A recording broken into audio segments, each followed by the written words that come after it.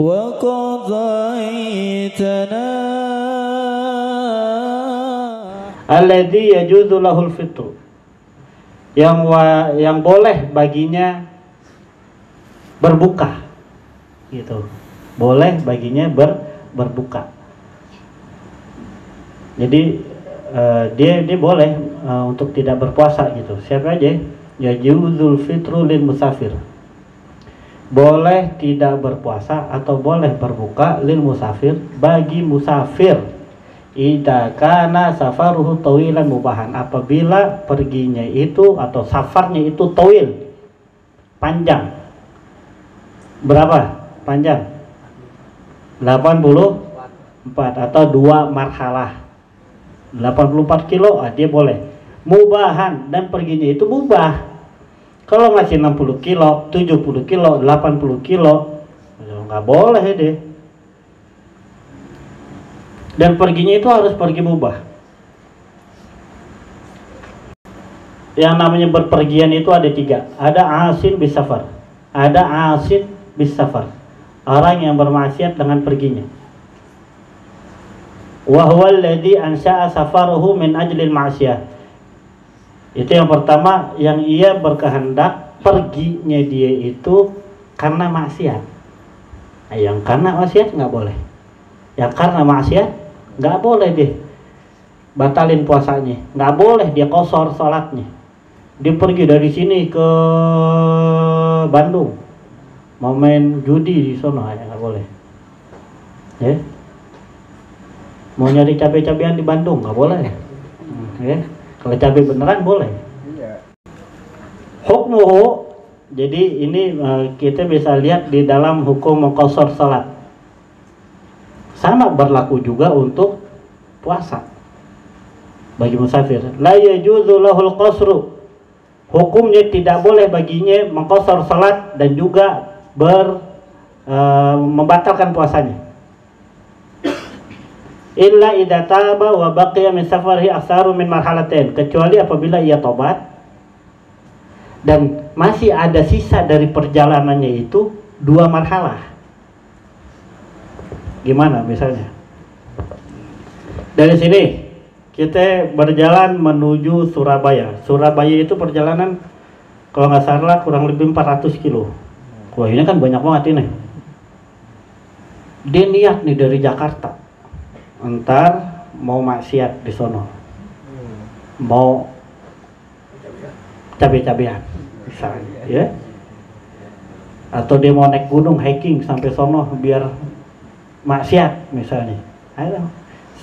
Akhirnya di Jawa Tengah misalnya di Semarang, di saat itu belum boleh mengqashar salat, dia nggak boleh batalin puasanya. Dia dapat hidayah oleh Allah, dia taubat. Nah, dari Semarang menuju Jawa Timur sisa berapa kilo? Sisa 200-an masih. Hah? Ada. Nah, itu dia nggak boleh tuh dia batalin puasa kalau dia taubat benar-benar, paham nggak? Dari perjalanannya, pokoknya asal sisa dari perjalanannya itu 2 marhalah atau 80 kilo, boleh. 84 kilo boleh, paham nggak? Tapi kalau kurang dari 2 marhalah ya kagak boleh. Ngerti? Yang kedua, asin fis safar. Dia bermaksiat tadi asin bis safar, asin bis safar. Sekarang ini yang kedua, asin fis safar, fi, bermaksiat di jalan. Siapa itu? Wa huwa allazi ansha safaruhu fi mubahin walakinahu asa fi asna'ihi. Dia yang berhendak perjalanannya itu untuk hal yang mubah, seperti dagang atau ya hal-hal yang mubah, cuman mau muter-muter doang, boleh nggak begitu? Mubah kan boleh ya, terserah dia, ya.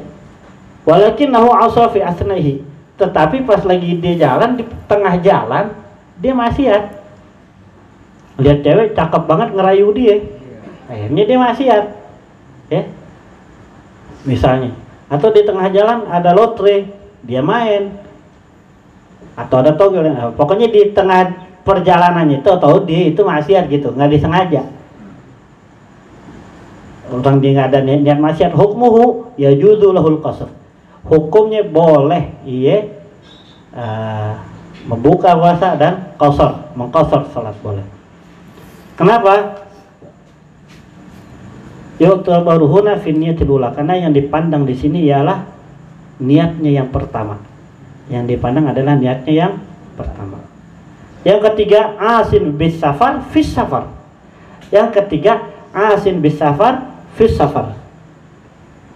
Ini emang kalau satu nggak dicatat dan kedua nggak direkam misalnya, bakalan lupa lagi. Asin bis safar fis safar, yaitu hawal ladzi ansa'a safaru fi mubahin tsumma qalabahu wa ja'alahu lil ma'siyah fi asna'i safarihi, yaitu seseorang yang ia berkehendak safarnya itu safar mubah, tsumma qalabahu, kemudian ia rubah safarnya itu, wa ja'alahu lil ma'siyah, yang tadinya niatnya perginya itu untuk hal yang mubah, akhirnya dia niat sekalian aku merampok di sana gitu. Fi asna'i safari, di tengah-tengah perginya dia, hukumnya la yajuzu lahul qasru illa idza taba fa yusuru sawa'un abaqiya min safari aksar min mahalatin am aqalla. Enggak boleh baginya mengqasar salat dan membatalkan puasa illa idza taba, kecuali apabila ia bertobat, fa yusuru sawa'un, dan dia boleh mengqasar salatnya dan tidak membatalkan puasanya, sawa'un abaqiyah min safarihi aksar min mahalatin am aqalla, sama aja apakah perjalanannya itu masih sisa dari 2 marhalah atau kurang atau lebih. Ngerti gak? Dia boleh mengqasar salat, dia boleh jadi musafir yang begitu tuh ya, kalau dia tobat. Kalau dia tobat. Tapi jaraknya udah 10 kilo lagi atau jaraknya 1 kilo lagi ke tujuannya, iya nggak apa-apa. Ini namanya asim bis safar fis safar. Niatnya mubah, di tengah jalan dia rubah mau maksiat, akhirnya dia taubat, boleh. Paham kira-kira? Yang kedua, walil marid, dan untuk orang yang sakit, idza khafat darar, apabila ia takut bahaya. Idza khafat darar, kalau dia nggak tambah bahaya karena berpuasa, dia wajib masih puasa. Dia masih wajib puasa.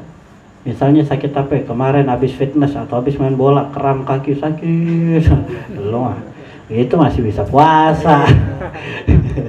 Otot kram, itu kira-kira kalau puasa bahaya apa kagak? Kagak.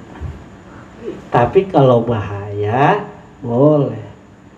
Puyeng, kira-kira kalau puasa bahaya kagak? Kagak, lo puasa, oneng. Puasa tetap wajib. Walil hamil, dan begitu juga untuk orang yang hamil, wanita yang hamil, wal murdi', dan yang sedang menyusukan. Idza khafata, apabila mereka, yaitu yang hamil dan yang menyusukan, khawatir atau takut ala anfusihima, atas diri mereka karena hamil atau karena lagi nyusuin, au alal walad, atau dia takut khawatir akan anaknya. Wa yajibu yang kedua ini dia boleh tidak berpuasa. Yang nyusuin sama yang puasa, apabila ia khawatir atas dirinya atau atas anaknya, boleh tidak berpuasa. Ya kan ada yang begitu. Kalau dia puasa asinya jadi sedikit, nggak keluar, anaknya siang lapar, ada. Ya udah, karena khawatir sama anak, takut kurang asi, boleh dia tidak berpuasa karena anaknya. Atau dia hamil muda, payah, dia khawatir sama anaknya nih, atau dia khawatir sama dirinya, boleh dia tidak berpuasa. Paham? Jadi jangan dipaksain, karena syaratnya apa? harus mampu. Nah, mereka ini orang yang nggak mampu. Oh, dia nggak takut sama dirinya, tapi dia khawatir sama anaknya. Boleh nggak puasa juga. Al-hamil wal murdi, di situ ada nggak ta'liknya, catatan kakinya ada nggak? Nah itu, ini ente perhati itu. Al-hamil wal murdi, orang yang hamil dan orang yang nyusuin. In aftarata khawfan 'alal walad faqad wajaba 'alaihim al-qada' wal fidyah likulli yawmin muddun. Orang yang hamil, dan ini suka banyak pertanyaan ketika bulan Ramadan nih. Ente hafal-hafalin nih. Orang yang hamil atau yang nyusuin, apabila mereka berbuka puasa, artinya mereka tidak berpuasa, khawatir atas anaknya aja. Dia kuat puasa, tapi kalau dia puasa, kasihan anaknya. Ya kan beda sama Syekh Abdul Qadir Jilani. Kalau Syekh Abdul Qadir Jilani kalau dia ngelihat hilal Ramadan, gaddasallahu sirrahu wa nawwara dharihahu wa nafa'ana bih. Itu beliau masih bayi, kalau udah Ramadan masuk kagak nyusu seharian tuh. Pas maghrib baru mau. Hah? Iyalah nama kita. Makanya di zamannya beliau ada orang-orang ahli ru'yah. Itu ketika mereka tidak melihat ru'yah, mereka merujuk ke ibunya Syekh Abdul Qadir. Ibunya Syekh Abdul Qadir Jilani udah tahu, oh ini udah masuk bulan Ramadan nih, kenapa nih? Anak-anak kagak mau nyusu di pagi. Ada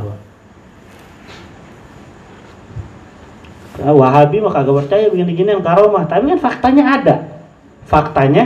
ada karomah. Nah, kalau dia khawatir sama anaknya aja, dia hamil, dia kuat, tapi dia khawatir. Dokter bilang, ini anak kalau kurang gizi, nggak makan kurang gizi, begini. Dia khawatir, bahwa dia boleh tidak berpuasa, wajib alaihim al-qada, wajib bagi mereka itu qada dan bayar fidyah. Qada dan bayar fidyah. Satu hari yang dilewati tidak berpuasa karena khawatir dengan anaknya, satu mud, satu beras. Dia qada juga, bayar fidyah juga. Fidyah itu satu mud itu 1 liter kurang. Jadi kalau kita bilang 1 liter lah, 5,6 berapa gitu. Tapi taruh 1 liter.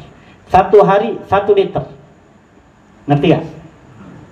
Sama kayak orang yang sakit, orang tua yang sakitnya nggak kunjung sembuh, dia tidak bisa berpuasa, nah, itu dia boleh bayar fidyah. Ntar nanti kita bahas tentang puasa selebihnya. Ya.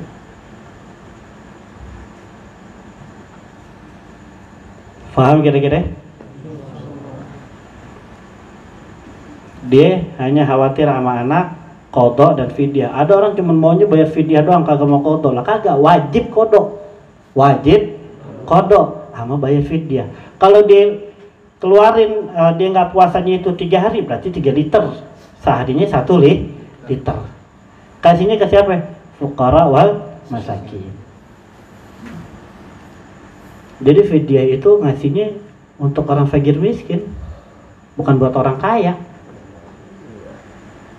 Makanya asatizah yang kaya atau kita yang kaya, kita hadir tahlilan ada fidyah, kita kasih lagi orang miskin, jangan diambil, ngerti gak? Iya, terima bagi orang, karena itu kan ijabnya menyerahkan, bukan memberi gitu, menyerahkan.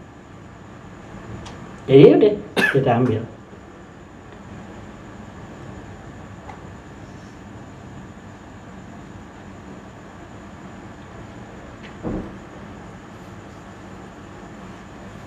Wa in aftarata khafan ala anfusihima aw ma'al walad wajaba alaihim al-qada faqat.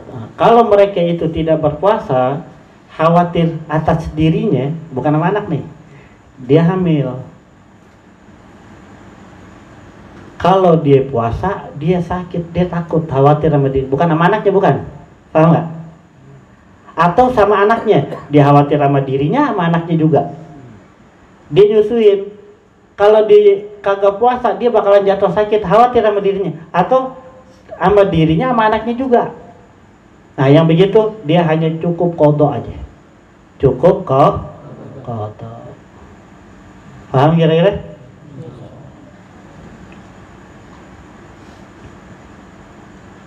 Sekarang, nih, tanya gantian ya.